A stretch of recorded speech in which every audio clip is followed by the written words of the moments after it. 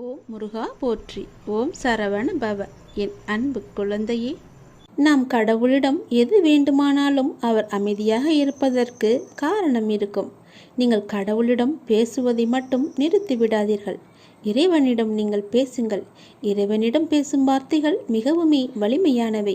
இறைவனிடம் திரும்ப திரும்ப ஒரு விஷயத்தையே சொல்லும்போது அது கண்டிப்பாக நிறைவேறியே தீரும். இறைவனிடம் நீங்கள் கேட்கும் ஒவ்வொன்றையும் அவர்கள் கவனித்து கொண்டு தான் இருக்கிறார். உங்கள் பிரார்த்தனைகள் கண்டிப்பாக ஒரு நாள் நிறைவேற்றப்படும். அவருடன் பேசுவதை மட்டும் நிறுத்திவிடாதீர்கள். ஒரு விஷயம் நமக்கு நடக்க வேண்டும் என்றால் இறைவனிடம் முறையிட்டு கொண்டே இருங்கள். இது நடந்தே ஆக வேண்டும், இதை சரி செய்யுங்கள் அப்பா என்று சொல்லிக் கொண்டே இருங்கள். நிச்சயமாகவே அவர் உங்கள் பிரார்த்தனையை நிறைவேற்றி தருவார். நம்பிக்கையோடு இருங்கள். அவர் தருவார் என்ற நம்பிக்கையோடு இருங்கள். நம்பிக்கை இருந்தால் அந்த வானமும் நமக்கு வசப்படும். இந்த பிரபஞ்சத்தையே ஆளும் மிகப்பெரிய சக்தி உங்களது தேவைகளையும் கண்டிப்பாக நிறைவேற்றும். இறைவனால் நிறைவேற்ற முடியாத அளவிற்கு பெரிய பிரார்த்தனைகள் எதுவுமே கிடையாது. அவர்தான் அந்த பிரச்சனையை உருவாக்கியவருக்கு பிரச்சனையை தீர்க்க தெரியாதா? உங்களுக்கு தேவையானதை கண்டிப்பாக அவர் வழங்கி கொண்டே இருப்பார். அதை யாராலும் தடுக்க முடியாது. இதுவரை இறைவன் கொடுத்ததற்கு இனி கொடுக்க போவதற்கும் என அனைத்துக்குமே நீங்கள் நன்றி சொல்ல வேண்டும். நன்றி சொல்ல மறவாதீர்கள். உங்களை கைப்பிடித்து வழி நடத்தி கொண்டிருக்கும் சக்தியை முழுமையாக நம்புங்கள். நீங்கள் யார் மீது ஒருவர் மீது நம்பிக்கை வைத்திருக்கிறீர்களோ அது முழுமையான தூய மனதுடன் கூடிய நம்பிக்கையாக இருக்க வேண்டும். எது செய்தாலும் அசைக்க முடியாத நம்பிக்கையாக இருக்க வேண்டும். அப்போதுதான் அவருடைய முழுமையான லீலைகள் நமக்கு தெரிய வரும். என்றுமே அது உங்களை கைவிடாது. உங்களுக்கு வேண்டியது அனைத்தும் வாரி வழங்கும். உங்களுக்கு வேண்டிய அனைத்தையும் பெற்று நீங்களும் உங்களை சார்ந்த அனைவரும் மகிழ்ச்சியோடு வாழ்வீர்கள். அதற்கு அவரே துணையாகவும் இருப்பார். நீங்கள் செய்ய வேண்டியது எல்லாம் அவரிடம் நீங்கள் தினமும் பேசிக்கொண்டே இருப்பது மட்டும்தான்.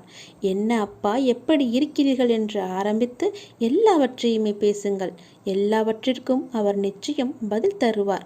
ஆனால் அந்த பதிலுக்கு நீங்கள் கொஞ்சம் காலம் காத்திருக்க வேண்டும். உடனடியாக நடக்க வேண்டும் என்றால் அது நடக்காது. சிறிது காலம் பொறுமையாகத்தான் இருக்க வேண்டும். இப்போது நீங்கள் செய்ய வேண்டிய மிக முக்கியமான காரியம் என்னவென்றால், உங்களுக்கான காரியங்கள் நிறைவேறப் போகும் இந்த நாட்களில் மிக பொறுமையாக இருப்பதுதான். நீங்கள் பொறுமையுடனும் நம்பிக்கையோடும் இருப்பதுதான் அவருக்கு நீங்கள் செய்யும் வழிபாடு, தொண்டு என்று கூட வைத்துக் கொள்ளலாம். அவர் உங்களிடம் வேறு எதுவுமே கேட்கவில்லை. நான் உங்களுக்கு செய்து தருகிறேன், அதற்கு பதிலாக நீங்கள் என் மீது நம்பிக்கையும் பொறுமையாக இருங்கள் என்று சொல்கிறார். ஆர்வமும் சிந்தையும் உள்ள பக்தர்களின் விருத்தியில் நான் இருந்து கொண்டே அவர்களின் தொன்று தொட்டு இருக்கும் அடர்ந்த அஞ்ஞானமாகிய இருளை என்னுடைய கருணையினால் மிக்க ஒளியுடன் விளங்கும் விவேகம் என்னும் ஞான தீபத்தினால் முற்றும் நாசமடையும்படி நான் செய்வேன் என்று நீ உணர்ந்து கொள். நல்லது ஒன்றை அடைய வேண்டுமென்ற சிரத்தை ஒருவனுக்கு இருந்தாலே அவனிடம் இறைவன் குடிக்கொண்டிருக்கிறான் என்று பொருள். இல்லையென்றால் அவனுக்கு மேற்கொண்டு என்ன செய்ய வேண்டும் என்பது கூட தோன்றாமல் இருக்கலாம். ஆதலால் நாம் செய்யும் ஒவ்வொரு செயலின் பின்னணியிலும் இறைவன் இருக்கிறான் என்று நம்புபவனுக்கே பிரபஞ்சமும் அதன் இயக்கங்களும் ஒவ்வொன்றாக புரிய வரும். அது மட்டுமல்லாது அண்டத்தில் உள்ளதுதான் பிண்டமாகிய நம்முள்ளும் இருக்கிறது என்ற இறுதி உண்மையும் உனக்கு தெரிய வரும். செய்யும் தொழிலே தெய்வம் என்று அப்படி செயல்புரிபவனுக்கு தொன்று தொட்டு விளங்கும் அறியாமை என்னும் இருளை போக்கி ஞானத்தை நான் வழிய வந்து தந்து விடுவேன் என்று பகவான் கிருஷ்ணன் நமக்கு உத்தரவாதம் தந்திருக்கிறார். அந்த ஞானம் அடைந்தவனுக்கு வேறு எந்த பாதையிலும் செல்வதற்கு தோன்றாது. அவருடைய பாதத்தையே அவர் பிடித்து கொள்வார்கள். தன்னுடைய மனப்போக்கை மாற்றுவதால் தன்னுடைய வாழ்க்கையை மாற்ற முடியும் என்று கண்டுபிடிப்புதான் என் தலைமுறையின் மாபெரு கண்டுபிடிப்பும். எதிர்த்து சண்டையிடுவதற்கு அதிக புத்திசாலித்தனம் தேவையில்லை. புரிந்து கொண்டு விட்டு கொடுப்பதற்கு தான் அதிக புத்திசாலித்தனம் தேவைப்படுகிறது. அனுசரித்து போவதும் அமைதியாக இருப்பதும் மனித வாழ்க்கையின் நிம்மதிக்கான முக்கியமான மந்திரம். நெற்றியை காயப்படுத்துவதை விட முதுகை வளைத்துச் செல்வது எவ்வளவு நல்லது. பேசுவது திறமையல்ல, தனது பேச்சால் யாருக்கும் எந்த பாதிப்பும் வராமல் பேசுவதே திறமை. கோபத்தில் ஒரு முறை விட்ட வார்த்தைகளை மறுமுறை சரி செய்ய முடியாது. அப்படி முயன்றால் அது ஓட்டையான குடத்தில் தண்ணீர் நிரப்புவதற்கு சமம். நல்ல புரிதல் உள்ளவர்களுக்கு சொல்ல தேவையில்லை. புரியாதவர்களுக்கு எவ்வளவு சொல்லியும் பயனில்லை. ஒரு இடத்தில் எப்படி பேச வேண்டும் என்று கற்றுத்தர நிறைய பேர் இருக்கிறார்கள். ஏன் பேசாமல் இருக்க வேண்டும் என்று கற்றுத்தர வாழ்க்கை மட்டுமே நமக்கு இருக்கின்றது. நல்லதை கூட சில இடங்களில் பேசாமல் இருப்பதே நமக்கு நல்லதுதானே. காரணமின்றி ஒருவன் உங்களை அவமானப்படுத்துகிறான் என்றால் உங்கள் பாவத்தை அவர்கள் மொத்தமாக குத்தகை எடுப்பதற்கு நிகர். உமக்கு சுபிட்சம் கிடைக்கப் போகிறது என்ற அர்த்தம். அவர்களுக்கு பெரும் கேடு கிடைக்கப் போகிறது என்று நீ புரிந்து கொள். அவர்கள் உன்னை அவமானப்படுத்தினால் சந்தோஷமாகவே அதை எடுத்துக்கொள். அவர்களுக்கு கெட்ட காலம் ஆரம்பித்து விட்டது என்று நீ புரிந்து கொள். உங்களை எவர் புரிந்து கொள்ளாவிட்டாலும் பரவாயில்லை. உங்கள் வழிகளில் நீங்கள் உண்மையாக இருங்கள். எந்த துயர் வந்தாலும் அத்துயரை போக்கி புத்துயிர் அருளும் இறைவன் உங்களோடு எப்போதுமே இருக்கிறார். ஆகவே நீங்கள் எதற்குமே பயம் கொள்ளாதீர்கள். மழையளவு துயர் வந்தாலும் மாமருந்தாய் காத்து நிற்பவன் இறைவன் ஒருவனே என்பதை நீங்கள் உணர்ந்து அவரிடம் நம்பிக்கை கொள்ளுங்கள். அவரே எல்லாவற்றையுமே பார்த்து கொள்வார். மிக பெரிய ஆபத்திலிருந்து உன்னை காப்பதற்காகத்தான் இவற்றை எல்லாமே நான் சொல்கிறேன். நான் சொல்வது உன்னுடைய நலனுக்காக. நான் சொல்வதை தவறாமல் கேட்டு அதன்படி நடத்துக்கொள். உண்மையில் உங்களுக்கு ஒரு எதிரி உண்டு எனில் உள்ளத்தில் எழும் ஒழுங்கற்ற எண்ணமே என்பதில் நீங்கள் கவனம் செலுத்துங்கள்.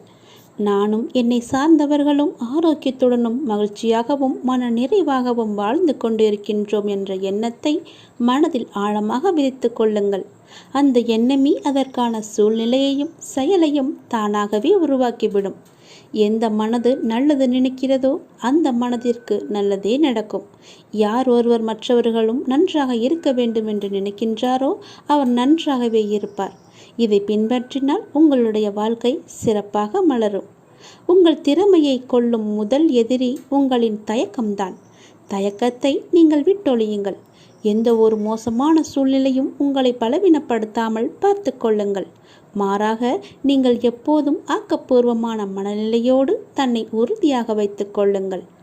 பிடிக்காத விஷயத்தை கண்டு கொள்ளாமலும் வேண்டாத விஷயங்களில் உங்களை கவனம் செலுத்தாமலும் தேவையற்ற கேள்விகளுக்கு பதில் சொல்லாமலும் நீங்கள் இருந்து பாருங்கள். உங்கள் உடலும் மனமும் ஆரோக்கியமாகவே இருக்கும். எந்த ஒரு பிரச்சனையும் உங்களை வந்து நேராது. உங்களுடைய நிம்மதியும் தொலையாது. நீங்கள் எப்பொழுதும் சந்தோஷமாகவே இருக்கலாம். எந்த ஒரு பிரச்சனையுமின்றி மகிழ்ச்சியாகவே வாழலாம்.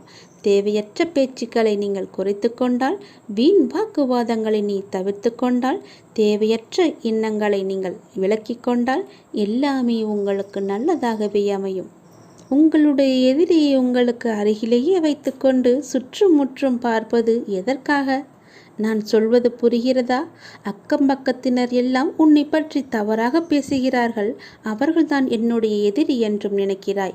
உன்னை சுற்றியுள்ள உறவினர்கள் உன்னை அப்படி பார்க்கிறார்கள். அவர்கள்தான் என் எதிரி என்று பார்க்கிறாய். எல்லாமே தவறு. உன்னுடைய எதிரி வேறு எங்குமே இல்லை. அவர்கள் பேசுவது இயல்புதான். அவர்கள் பேசிவிட்டு போகட்டும். அவர்களையெல்லாம் நீ பெரிதாக எடுத்து கொள்ளாதே. உன்னுடைய எதிரி உனக்குள்ளேயே இருக்கிறது. நீ அவர்களையெல்லாம் செவிமடுத்து பார்க்காதே. நீ செவி கொடுத்து பார்க்கும்போதுதான் அவர்கள் உனக்கு தெரிகிறார்கள். செவி கொடுக்காமல் பார், அவர் உன் கண்ணுக்கு தெரிய மாட்டார்கள். அவர்கள் பேசுவது உன் காதுக்கு கேட்காது. நீ உன்னுடைய மனதை மட்டும் எப்பொழுதும் அலைப்பாய விடாமல் தைரியமாக ஒரு நிலையில் வைத்துக்கொள். உன்னுடைய எதிரி மனம் அலைந்து கொண்டிருக்கிறது. அந்த மனதை பிடித்து ஒரு நிலைப்படுத்து. என்னிடம் கொண்டு வா. அதாவது என்னுடைய நாமத்தை நீ ஜபித்து கொண்டே இரு. எவ்வளவு பெரிய துயரமானாலும் துன்பமானாலும் கண்ணிமையில் நொடிப்பது போல ஒரு நொடியில் அந்த துன்பம் எல்லாம் காணாமல் போய்விடும். இது என்னுடைய வாக்கு. நான் சொல்வது நிச்சயமாகவே பலிக்கும். உன் எதிரியை முதலில் நீ அழித்துவிடு. என்னை உதாசீனப்படுத்தாமல் இதை கேள். மிக முக்கியமான செய்தியை சொல்லதான் நான் வந்திருக்கிறேன். இதை நீ கேள். என்னை நீ காக்க வைக்காதே என் தங்கமே. சந்தனத்தின் வாசனை திரவியம் அதை தேய்த்தால்தான் காற்றில் பரவுகிறது. ஒரு ரத்தினத்தை வெட்டி மெருகூட்டும் போது அதன் பளபளப்பும் மதிப்புமே அதிகரிக்கும். வெடி உலைகளில் தங்கத்தின் மினுமினுப்பு அதிகரிக்கும். துன்பத் தீயில் இருந்து கண்ணீர் சிந்தும் போதுதான் மனிதன் சுத்திகரிக்கப்படுகிறான். உண்மையில் கண்ணீர் உருகிய மென்மையான இதயத்தை குறிக்கிறது.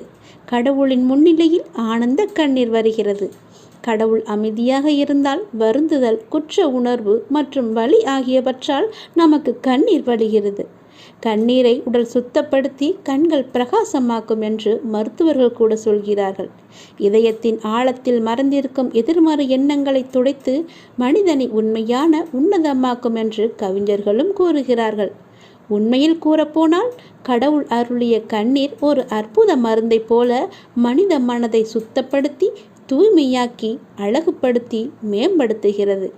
நெருக்கடியான நேரத்தில் மட்டுமல்ல, எல்லா சந்தர்ப்பங்களிலும் எல்லா இடங்களிலும் நாம் கடவுளின் நாமத்தை ஜபிக்க வேண்டும். வாழ்க்கையின் இடர்களை சமாளிக்க கடவுள் நமக்கு ஒரு திடமான மனதை கொடுத்திருப்பார். துன்பம் இன்பம் இரண்டுமே இறைவனால் கொடுக்கப்பட்டவைதானே. எனவே இரண்டையுமே நாம் ஏற்றுக்கொள்ளதானே வேண்டும். இன்பம் வரும்போது நாம் ஏற்றுக்கொள்ளும் போது துன்பத்தை மட்டும் ஏன் தள்ளிவிட வேண்டும்? துன்பத்தை கொடுக்க தெரிந்த இறைவனுக்கு அதை போக்க வழி சொல்லி தரமாட்டாரா? நீ கவலைப்படாதே. கண்ணீரையும் புன்னகையையும் இறைவனின் பரிசாக நீ கருத வேண்டும். ஒளியின் முக்கியத்துவம் இருளில்தான் தெரியும். நீண்ட மணி நேர கடின உழைப்புக்கு பிறகுதான் ஓய்வின் மதிப்பை நம்மால் உணர முடியும். உழைத்து உழைத்து பார், ஒரு நிமிடமாவது உட்கார்ந்தால் தேவலாம் என்று உன் மனதுக்கு தோன்றும் அல்லவா? அப்படித்தான் இதுவும். துக்கத்தால் துன்பப்படும் போது இன்பம் என்னவென்று நமக்கு தெரியும். நமது பாவங்களை கழுவி பிரச்சனைகளிலிருந்து நம்மை சுத்திகரிக்கும் அப்பாவிற்கு நாம் எப்படி நன்றி இல்லாதவர்களாக இருக்க முடியும்? நாம் அவருக்கு நன்றி கூறிக்கொண்டே தான் இருக்க வேண்டும். ஏதாவது ஒரு ரூபத்தில் எப்படியாவது நம்முடைய கஷ்டத்திற்கு நிவாரணத்தை அவர் தந்து கொண்டு தான் இருக்கிறார். ஆனால் எந்த ரூபத்தில் வருவார் என்று நமக்கு தெரியாது. அது அவருக்கு மட்டும்தான் தெரியும்.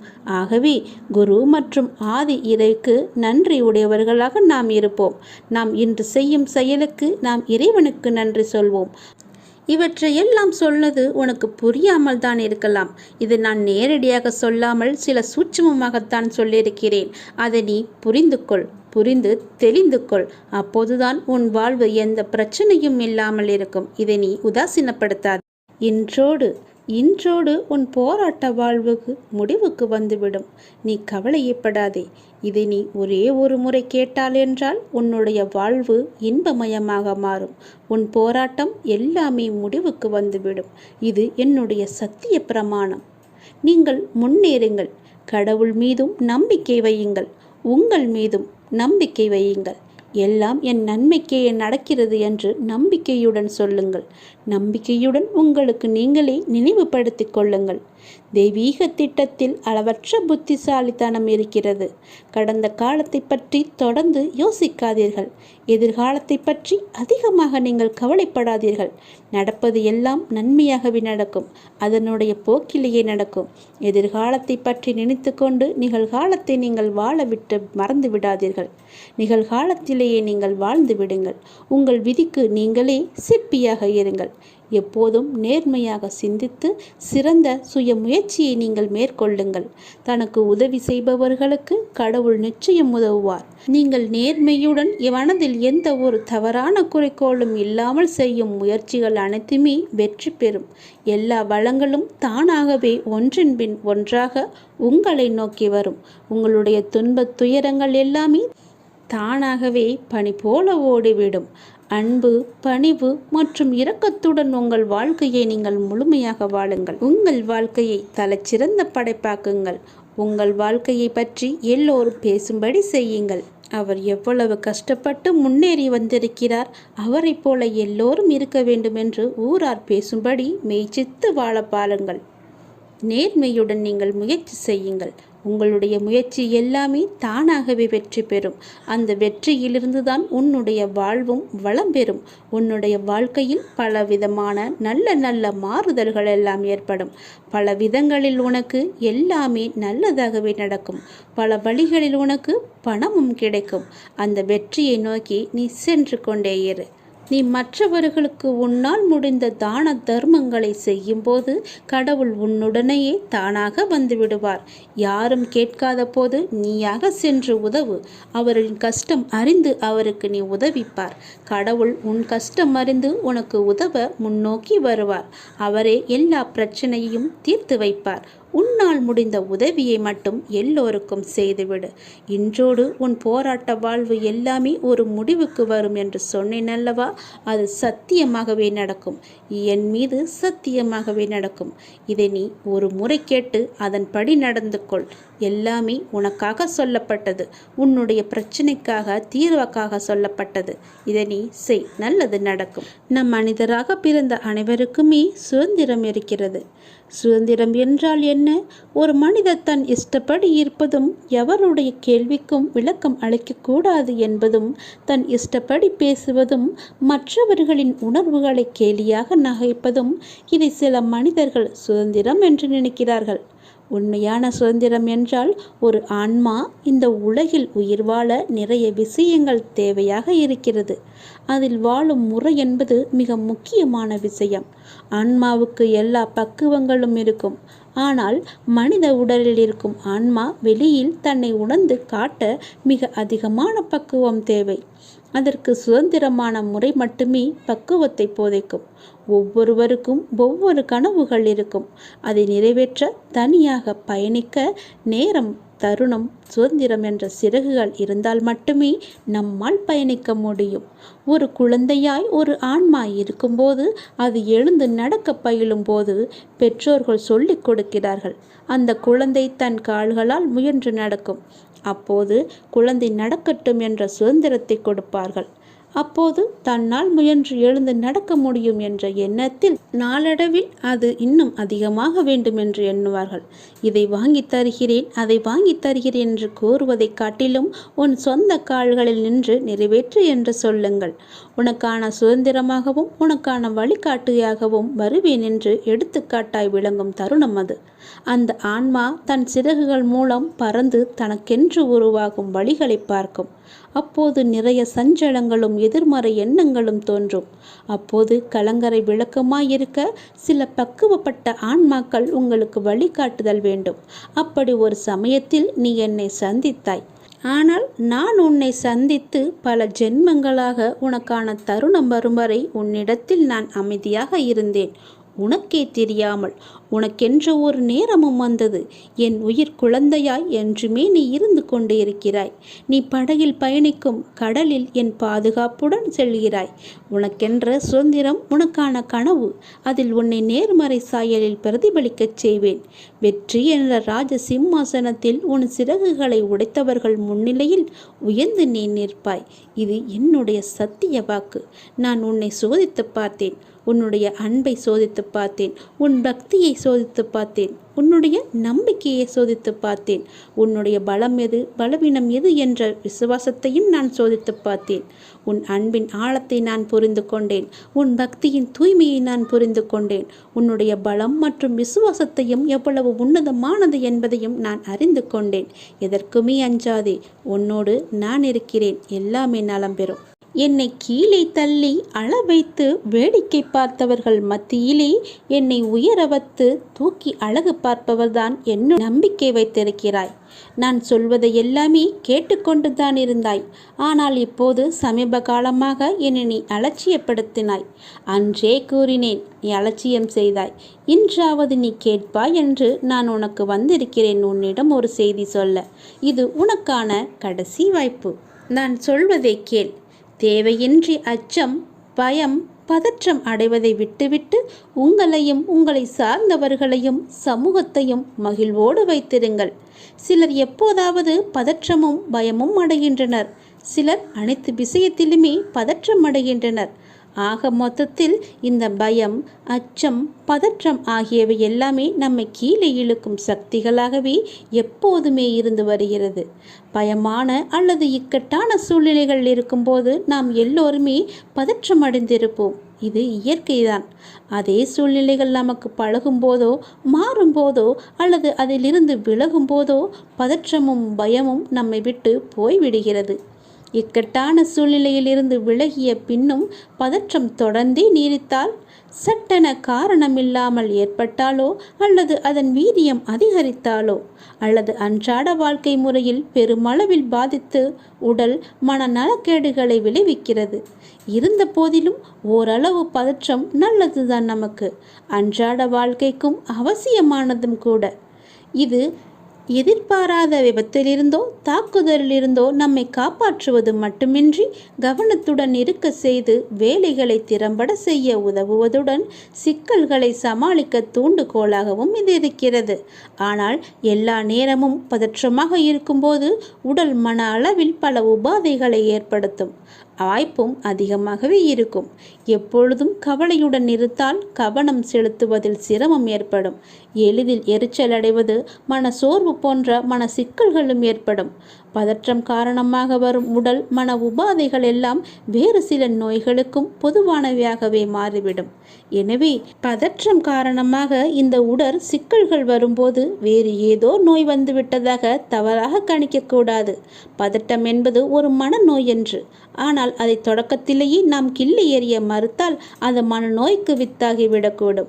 உடல் அளவிலும் மனதளவிலும் ஏற்படும் பதற்றத்தின் அறிகுறிகள் எந்த விதமான சூழ்நிலையில் ஏற்படுகிறது, எவ்வளவு நேரம் நீடிக்கிறது, எப்படி சரியாகிறது என்பதில் கவனம் செலுத்த வேண்டும்.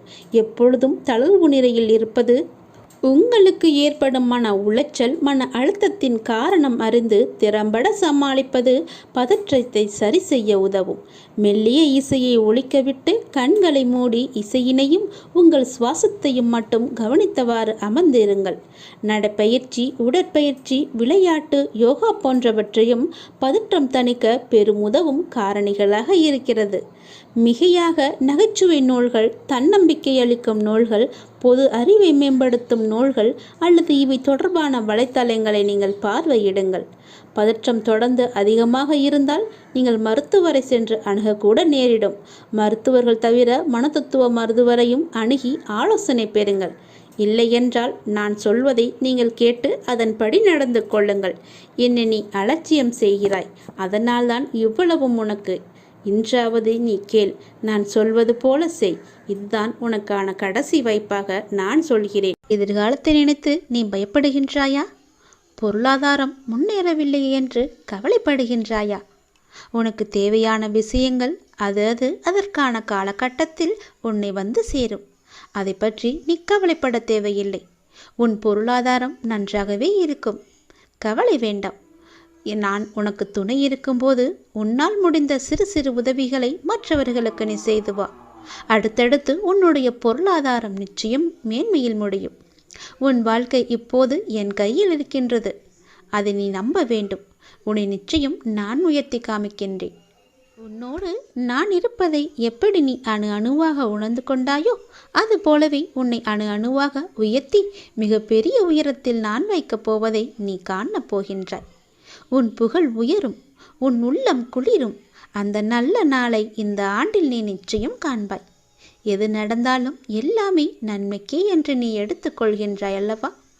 அந்த எண்ணத்திற்கே எல்லா நன்மையும் உனக்கு வந்து சேரும். நீ எப்போதும் உண்மையாக இருக்க முயற்சி செய்கின்றாய். ஆனால் எல்லோரும் உன்னிடம் உண்மையாக நடந்து கொள்ளாவிட்டாலும் உன் உண்மை அவர்களை நிச்சயம் மாற்றும்.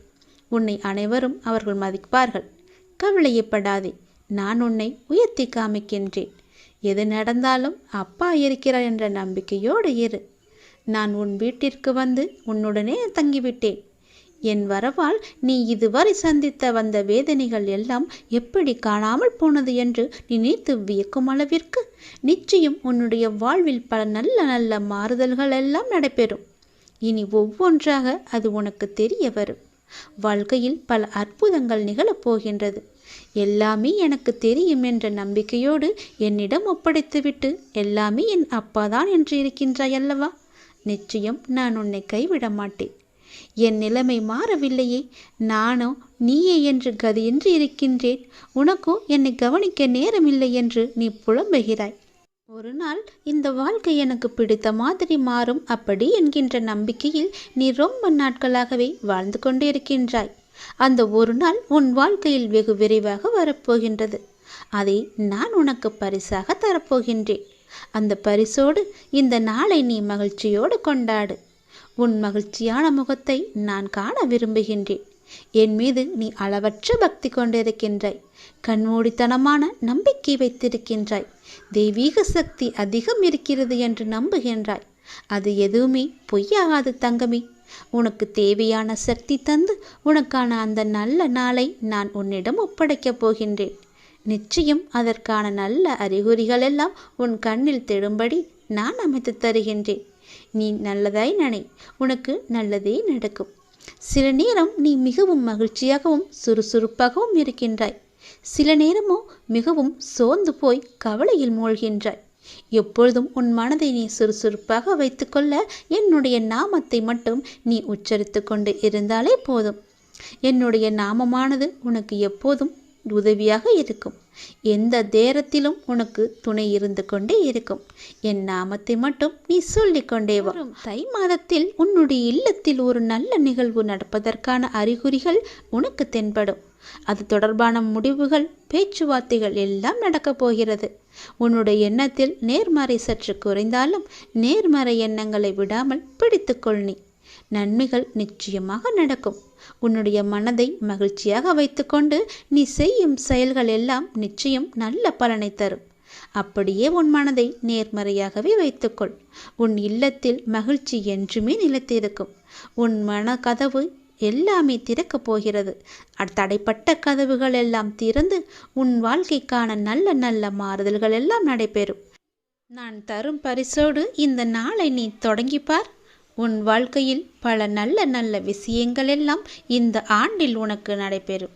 என் பரிசோடு இந்த நாளை தொடங்கு. இதுவரை உனக்கு கைக்கு எட்டியது கை நழுவி போனது அல்லவா? கண்முன்னே இருந்தது காணாமல் போனதல்லவா? இது போன்ற சூழ்நிலைகள் உனக்கு முடிவுக்கு வரப்போகின்றது. உன் வாழ்வில் ஒரு புதிய மாற்றம் வரப்போகின்றது. எது உனக்கு ராசி இல்லாத தினம் என்று மனதுக்குள் நினைத்தாயோ அந்த ராசியான தினமாக அது மாறப்போகிறது. ஏற்கனவே நான் சொன்னபடி உனக்கான நல்வினைகள் செயல்பட ஆரம்பித்து விட்டன. சில விஷயங்கள் உனக்கு முட்டுக்கட்டையாக இருந்தாலும் உன் முன்னேற்றத்தை யாரும் தடுக்க முடியாது. ஏனென்றால் உனக்கு துணையாகத்தான் உன் அப்பா நான் இருக்கின்றேனே. நீ முன்னேறி சென்று கொண்டே இரு. எப்போதும் முன்னோக்கியே நடக்க பழகு. இப்பொழுது இருக்கும் உன் மனநிலையை குறித்து சிறிதும் அஞ்சாதே, அதிருப்தியும் அடையாதே. லட்சியத்தை அடைந்தே தீருவன் என்று உன் உள்ளத்தில் உறுதியை நீ உண்டாக்கிக்கொள். நீ செய்யும் செயல்களில் ஈடுபாடும் அந்த செயல் உனக்கு எவ்வளவு முக்கியமானது என்ற உணர்வும் இல்லையேல் நீ செய்வதெல்லாம் நேரத்தையும் வாழ்க்கையும் வீணடிப்பது மட்டுமே. எல்லாம் திரும்பி போனால் திரும்ப வராது. எதிலும் வெற்றி பெற இயலாது. நீ செய்யும் காரியத்தால் வாழ்க்கையில் ஏதோ ஒன்று சரியாகவோ தவறாகவோ நடந்தால் அதற்கு காரணம் எது என்பதை நீ முதலில் ஆராய்ந்து பார்.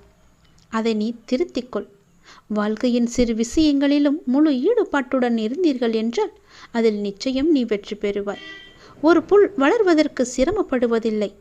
உடலில் உள்ள இரத்தமும் மற்றும் வெள்ளை அணுக்கள் உடல் முழுவதும் சுற்றி கொண்டிருப்பதற்கு அது சிரமப்படுவதில்லையே. பூக்கள் மலர்வதற்கு சிரமப்படுவதில்லையே. ஏனென்றால் அப்படித்தான் அவை வடிவமைக்கப்பட்டிருக்கிறது. படைப்பின் மகத்துவமே அதுதான். ஒவ்வொரு நொடியும் கஷ்டமான முயற்சிகளால் தான் படைப்புகள் நிகழ்ந்து கொண்டிருக்கின்றன. ஆனால் அவையெல்லாம் உனக்கு ஒரு பொருட்டாகவே தெரியவில்லையே. நீ படும் துயரங்களும் சிரமங்களும் தான் உனக்கு பெரிதாக தெரிகின்றது. இப்பொழுது இந்த உலகில் சிரமப்படாமல் எதுவுமே சாத்தியமாகாது. உன் கைக்கும் அது கிடைக்காது. சிரமப்பட்டுத்தான் ஆக வேண்டும். முயற்சி செய்து பார், நிச்சயம் கிடைக்கும். முதலில் எதுவும் சிரமமில்லை என்று நம்பு. நீ சிரமம் என்று சொல்வதற்கு காரணம் உன் மனதுதான். சிரமம் என்பதை நாம் கடந்தால்தான் லட்சியத்தை நம்மால் அடைய முடியும்.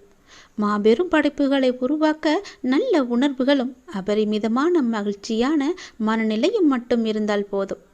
அதை உனக்குள்ளே நீ வளர்த்துக்கொள். உனக்கு நிச்சயம் வெற்றி கிடைக்கும். நான் என்றுமே உனக்கு துணையாக மட்டுமே இருப்பேன். நம்பிக்கையோடு உன்னுடைய கடமை எது என்று உனக்கு தோன்றுகிறதோ அந்த கடமையை நீ தவறாமல் செய்து கொண்டு வா. அந்த கடமையிலிருந்து நீ பின்வாங்காதே. ஏனென்றால் அது உனக்கென்று படைக்கப்பட்ட கடமைகள். உன் கடமையை நீதான் செய்ய வேண்டும். அதை யாருக்கும் விட்டு கொடுத்து விடாதே. அதிலிருந்து உன் கர்மாக்கள் கழிய போகின்றது. வாழ்க்கையில் நீ சாதனை படைக்கத்தான் நீ பிறந்திருக்கின்றாய். அதை முதலில் நீ நம்ப வேண்டும். அதன்படியே நீ முயற்சி செய்ய வேண்டும். நாம் கண்டிப்பாக வெற்றி பெறுவோம் என்ற தன்னம்பிக்கை, நம்பிக்கை, பொறுமை எல்லாமே உனக்குள்ளே வேண்டும். ஆகவே அனைத்தையும் சமநிலையில் நீ ஏற்க உன்னுடைய மனதை நீ தயார் நிலையில் வைத்துக்கொள். எத்தனையோ முறை முயற்சி செய்துவிட்டேன், அது என் கைக்கு கிடைக்கவில்லை. எத்தனையோ முறை அது என் கை நழுவி போய்விட்டது. என் கண் முன்னே கைக்கு எட்ட தூரத்தில் இருந்தாலும் அது என் கைக்கு கிடைக்கவில்லை என்ற பல சூழ்நிலைகளில் நீ தவறான முடிவுகளை எல்லாம் எடுத்து வந்தாய். இனி அது நடக்காது. இதுவரை உனக்கு கைக்கு எட்டியது, கை நழுவி போனது எல்லாம், உன் கண் முன்னே இருந்தது, காணாமல் போனது எல்லாம் இப்போது உன் கைக்கு வரப்போகிறது. உன் கைக்கு எட்டப் போகிறது. எல்லாமே ஒரு முடிவுக்கு வரப்போகிறது. உன் வாழ்வில் பல நல்ல நல்ல மாற்றங்கள், புதிய புதிய மாற்றங்கள் எல்லாம் வரப்போகிறது. உனக்கு ராசி இல்லாதது என நினைத்த ஒன்று இப்போது அதுவே உனக்கு ராசியாகி எல்லாவற்றையுமே உனக்கு ஜெயித்து தரப்போகிறது. ஏற்கனவே நான் சொன்னபடி உனக்கான நல்வினைகள் எல்லாம் செயல்பட ஆரம்பித்து விட்டன. சில விஷயங்கள் உனக்கு முட்டுக்கட்டையாக இருந்தாலும் உன் முன்னேற்றத்தை யாரும் தடுக்க முடியாது. ஏனென்றால் அந்த முட்டுக்கட்டைகளையெல்லாம் உன்னுடைய அப்பா நான் அதை தடுத்தெறிந்து விட்டேன், தகத்தெறிந்து விட்டேன். நீ கவலையின்றி சந்தோஷமாக எல்லாவற்றையுமே செய்து கொண்டு முன்னோக்கி சென்று கொண்டே இரு. உனக்கு வெற்றி என்ற கிரீடத்தை நான் சூட்டி மகிழ்கின்றேன். நிச்சயம் அதை நீயும் பெற்று ஆனந்த கண்ணீர் வடிக்கப் போகின்றாய். உனக்கானதை நான் எடுத்து வைத்து விட்டேன். அது உன்னிடத்தில் சேரும் நாளையும் நான் குறித்து விட்டேன். சந்தோஷமாகவே அதை நீ பெற்றுக்கொள். இழந்த உன் மதிப்பை மீண்டும் பெறப்போகின்றாய். என்னுடைய துணை உனக்கு உண்டு. அதை நீ மறந்து விடாதே. நீ மீண்டு எழும் நாள் அற்புதமான காலமாக இருக்கப் போகிறது.